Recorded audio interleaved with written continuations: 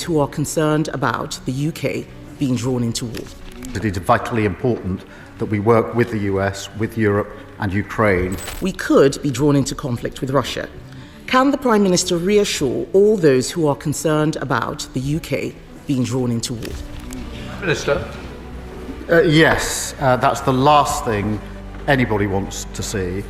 And the whole point of ensuring that there's a lasting peace and that any deal, if there's a deal, is defended, is to avoid conflict, to ensure that we do have peace. The way to ensure we have peace is to ensure there are guarantees for any deal that is in place, because the surest risk that there would be conflict is if Putin thinks that he can breach any deal that may be arrived at.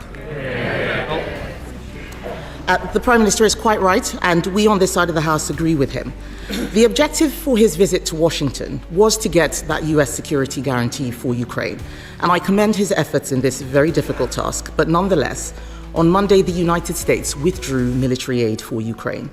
Can he update the House on the steps he is taking to persuade America that it is also in their national interest to provide a security guarantee?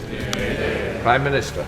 I'm pleased to inform the House that on Thursday of last week we did discuss security guarantees. The President made absolutely clear his commitment to Article 5 of NATO, absolutely clear that he would have our backs because of the relationship between our parties, and agreed that our teams would sit down together to talk through security guarantees.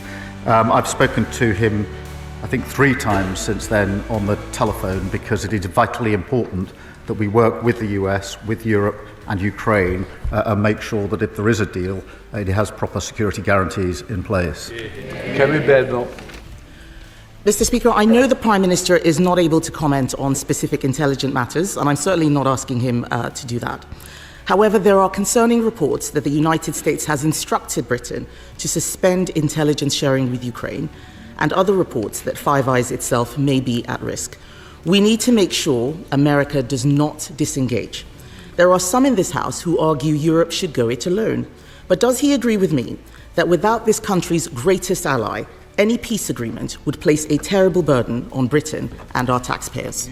Prime Minister. Well, I do agree with her wholeheartedly, and that's why in the debate we had just 2 days ago, I've always been clear that we need to ensure that the US, the UK, Europe and Ukraine are working together, but we must not choose between the US and Europe. We never have historically, and we're not going to do so now.